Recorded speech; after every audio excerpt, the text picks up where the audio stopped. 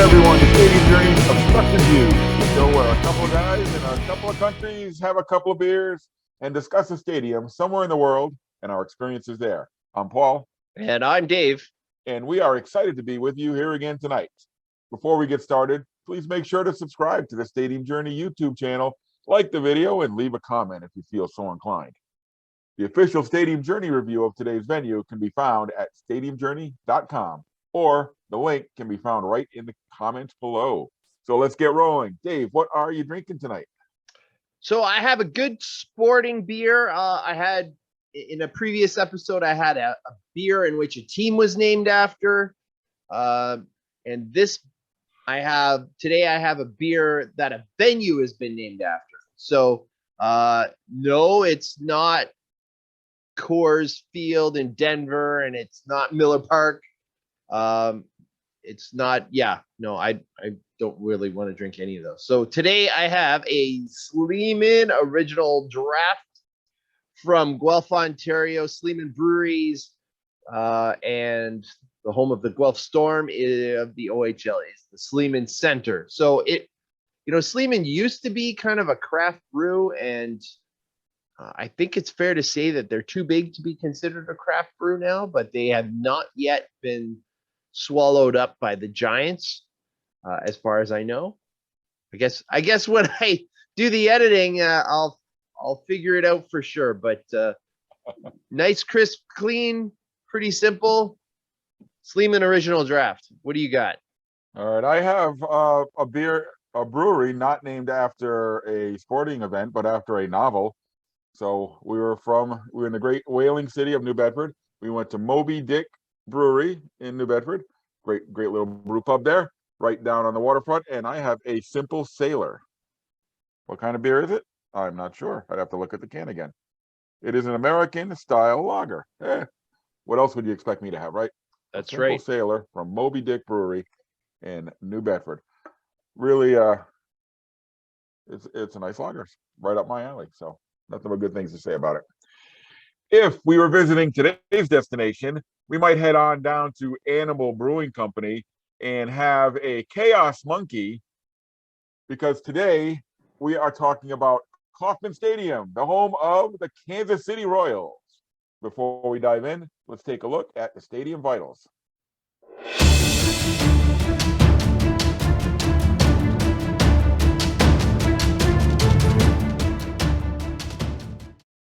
Okay, so we're talking Kansas City. So I flash back when I think of the Kansas City Royals and the former Royals Stadium. I think back to a young lad watching the Red Sox games on TV or listening on the radio, and the broadcasters would always remark what a nice ballpark Kauffman Stadium is.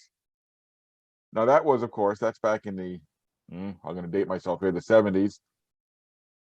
But I think it's still true today, Dave. What would you say? Oh, absolutely. For me, this is my favorite park in the American League. Now I know, my Stadium Journey brethren think I'm a little bit nuts when it comes to that, but this is the one for me. It's really it was really a forefather to kind of the modern park. So built in the 70s, there weren't too many parks built in the 70s that weren't the shape of donuts and that didn't welcome in their football sisters or siblings or whoever the football team was. So you had, the Mets, Washington, you had Pittsburgh, you had Cincinnati, they all had Philly, they all had 70s era, late 60s, 70s era stadium, but they were all the same. They were all donuts. They were all multi-purpose. And Kansas City didn't do that. I think partially because of Kansas City's an interesting story. So, of course, before the Royals, there was the Kansas City Athletics. They were owned by Charlie Finley, and who was a character, to say the least. And then in 1967, after a love-hate relationship, a hate-hate relationship, whatever, with Kansas City, he picked up and moved to Oakland. And the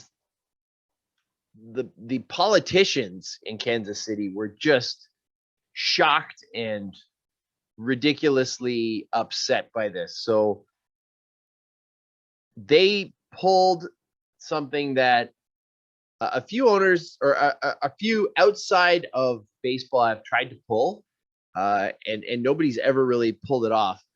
So Senator Stuart Symington threatened Major League Baseball, said, listen, I'm going to write legislation and I'm going to get the votes for it, and you're going to lose your antitrust exemption.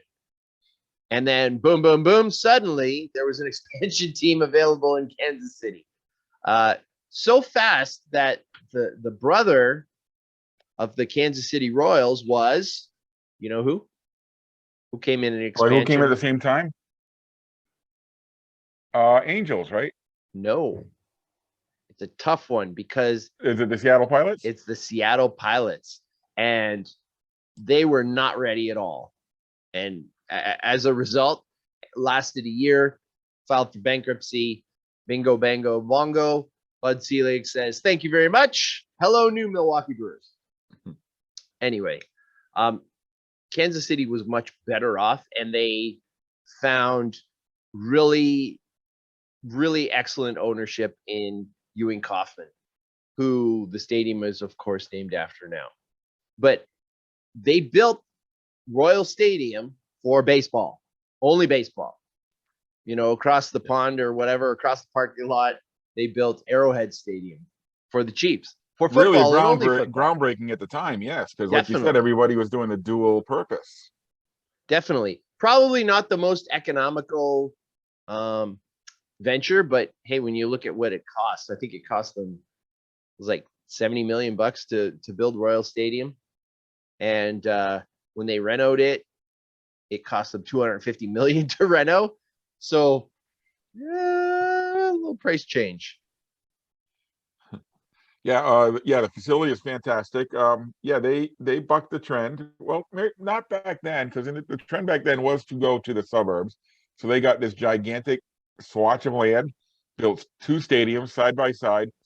It's fantastic. If you're doing a road trip and you can get the 2 to line up, you know, if you're doing preseason football, you can, which is how we visited Kansas City. We did baseball one night and then football the next. It's really an awesome experience, and it's you know, with all the parking lots around. It's not a neighborhood, like it's not Wrigleyville, it's not St. Louis, it's not Baltimore, but it's got its own charm. Downtown Kansas City is not far away, very easily accessible. So you can stop at one of your favorite barbecue joints in the city, bring the food out, tailgate before the game if you like. There's plenty of room to hang out. And I guess I would describe the stadium. It really wasn't what I expected. It kind of looks like a spaceship. Like a saucer. Yeah, a little bit. Got like a saucer shape to it, I think. It reminds me kind of like the diamond in Richmond almost. You know, like you could kind of see if they would have just kept on going and rounding it. But yeah, I mean, it slopes. Yeah. And all the seats are behind the field, and not much in the outfield, because the outfield has got one of the defining features of any ballpark anywhere. The fountains and that beautiful crown-shaped scoreboard they have out there. Yep, 322 feet wide, according to Stadium Journey author Mark Viquez, who wrote that review. And the fountains, you know, we always talk about the view, and you know, obviously the Kansas City view outside the stadium isn't the greatest. Interstate 70, I believe. Yeah, I know you love the old highway view. Yep. But your eye line doesn't go there. Your eye line stops at the fountains. Absolutely. And they've really taken what was a negative and made it as positive as possible. I actually read it's the largest privately funded fountain in the world. Really? So yeah, I guess you know. And the fountains really tie it in with Kansas City, because Kansas City is known as what do they call it? The Rome of the United States or something like that, because of all the fountains in the city. Something like that. I mean, like when that. I went Yeah. there, I went when we spent our time in Kansas City, we didn't see any fountains because it was a weekend, they're all shut off or something. I don't know. Mm. So I can't vouch for that. But yeah, that is the rumor that Kansas City is awash with fountains. Yeah, their reno was quite significant. Obviously, $250 million, and it's they did a wonderful job. They replaced all the seats, so you have maybe not the most modern seats, but what you would expect when you go to places that were built in the 2000s. You Really good have sight lines. the sightlines are excellent because it was built for baseball, right? Right. And some of the other sort of pieces that they added are absolutely fantastic. So you got your bronze statue line. You've got your statue of the Kauffmans. Um, you've got your Frank White. You've got Dick Hauser, and of course you got George Brett. Right.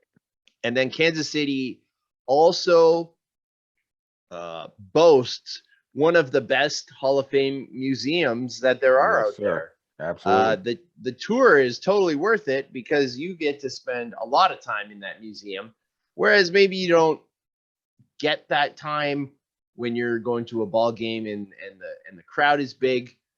So we did the tour before we went to the game. I think either the day before or the morning of or something like that. And we were able to spend a lot of time. Now we went in 2016. They won the World Series in 2015. So this is kind of at the height of Kansas City baseball. We were there in 2014, so we it were was right a good before. crowd. Mm. And we didn't have to worry about going into the Hall of Fame and spending, because it's an interior kind of Hall of Fame. Like there's like a separate building for it. Yeah, out in left field. Yeah. Yes. Yeah. So, but yeah, wonderful displays. They've got this one giant 5 for George Brett, and I forget, is it made out of balls or is it made out of bats? But it was something like that. I'm gonna have to look that up now. Yeah, I don't recall myself. And as you're wandering around the stadium, if the Hall of Fame doesn't do it for you, and the statues and the fountains, there's also a little replica of the field, a little wiffle ball field out beyond the outfield as well for the kids to run around and let off some steam, and a little playground back there, which is something you don't see, I don't think, in any other major league park. Yeah, I don't think so. You do see a couple like miniature things, but not really like right in there. Sometimes they're off in the distance kind of thing. I mean, Mile High. I think of that. There's a little football field where Mile High Stadium used to be. I was just thinking City Field has a little wiffle ball field, not the new one. Outfield. But yeah, just it's my favorite. Love, and I'm big on how I am. I'm big on, you got to be able to see. You got to be able to see the game. Of course, there's no posts in the way. Fenway. There's no posts in the way or anything like that. So the sight lines are great. It's normally one of your more affordable baseball experiences. You're right. You are out in the suburbs. The Harry Truman Sports Complex is where you are. But I don't know. To me, it's okay. I don't need to. I'm not someone who wants to go out after the ball game. I'm usually heading for the hotel. So, that part being away from downtown, I'm okay with. I know I'm going to be able to get parking. I'm not going to have to search around for it. And it was affordably priced. They don't gouge you, considering that's the only option. Yeah. I would say, if you are going into Kansas City and go downtown, we were not in a position to be able to do this, but there are little jazz clubs all over downtown. Okay, well, I was going to talk about that. Yes. If you're taking a road trip to Kansas City, there are a few spots that are an absolute must to visit. Now, first of all, I was going to mention the World War I museum, which is fantastic, and the location up on top of one of the hills that overlooks the city is an unparalleled view. Hopefully, I'll remember to send some pictures this time, Dave. Um, and then yeah, in what's called the Jazz District, I believe it's 51st Street, but I think I may be wrong on that. There are little jazz clubs that line a whole couple block area. It's a very historic area, and the anchor of this neighborhood with all these jazz museums and these little pubs and stuff is the Jazz Museum and the Negro Baseball Museum. Um, if you're in Kansas City, I would say the Negro Baseball Museum is a must visit. It is a small museum, but it's incredibly done. It's very enjoyable. And while you're there, you can also grab some barbecue and then bring it over to the game with you. So yeah, and the Negro League and the Jazz Museum is one ticket, yes, and they're it's connected. really affordable. Buck O'Neill spent like the latter part of his life really working on the Negro League Museum, and Kansas City is one of the true hotbeds for Negro League baseball. In fact, there is some speculation that the Kansas City Royals were named after their Negro League team, which was the Kansas City Monarchs. And there is an independent league team in the American Association that is called the Kansas City Monarchs in honor of the Negro League team. And that's fairly recent, is it not? In the last couple of years, they were the changed their name. T-Bone. Yeah, they were the T-Bones and rebranded. Right. And I think they're across the line. They're in Kansas. Kansas. Right. Yeah, Kansas City is actually Missouri. Yeah, and that's another kind of little complex there because that ballpark is right by the racetrack, which is right by the soccer stadium. I was going to say the soccer stadium's here too. Yes. So, Kansas City sort of puts it all, they got their little spots, which makes me a little worried about where they're talking about going. Yes. That was how we were going to close up this episode here. The scuttlebutt here as we record this is that the city of Kansas, I don't know if it's the state or the city, but they're looking for a new home for the Royals. They're going to move them out of the Harry S. Truman complex and move them downtown. Now, I don't know if they've decided on a location yet. Well, as far as I know, this is all in the preliminary kind of rounds. And I'm not a local. I'm not a Kansas City person. I'm like many of our listeners. I zip in. I'm there a day or two or whatever. I catch a few things and then I'm out. So I don't understand the issues that they would have to get there on a daily basis or a weekly basis or whatever. But I mean, man, this would be a real tragedy because Kauffman Stadium is unique in its own era. There's nothing like it. It's not, the Camden Yards was unique, and then there were a bunch of copycats, but Kauffman Stadium is totally on its own. There were no real copycats of it. No. And are there any other ballparks standing from that era still? Well, it's the sixth oldest. So you're talking Fenway, Wrigley, Dodger, Anaheim, and then Anaheim was the other one. Now Anaheim is so different, right? Like once the Rams moved out, then they really redid the whole thing and made it much more like a ballpark again. And then after that, what's next? Skydome. Yeah, 89. Skydome so you got a gap. The next one. So you got a gap of almost 20 years. Just about. So it would be a tragedy to me. I don't know the politics behind it. If I'm the city and the owner of the Royals is kind of pushing for this, I'm really worried that there's like a Florida Marlins scenario that's going to happen. And one of the things I would say is, listen, Mr. Owner of the Royals, the Royals have had 2 good seasons out of 20. What what kind of guarantees are we getting that this team is going to try to be competitive? And that I don't know.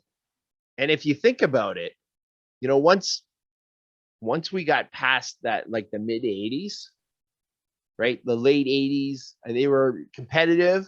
But once, the old guard left, George Brett was gone, and Frank White was gone, and all those guys. Amos Otis, Hal Yeah, McRae, Darryl Porter. they What a were team they had. Freddie bad. Patek, yes, After that, they were bad. for a Two long blip time. years where, they made the World Series 2 years in a row and they won one. But other than that, they were bad. And, I would hate to see, Kansas City fans, residents of the city just be totally hosed like the residents of Miami were. So yeah, Kansas City, not mentioned as one of the premier destinations in the major league circuit, but certainly one of those cities where if you go there, you will fall in love with it. There's plenty to do, and there's an outstanding ballpark that gets a thumbs up from both of us. So that's our look at Kauffman Stadium. Hope you enjoyed it. Hope to see you on the road again real soon. Cheers. Cheers.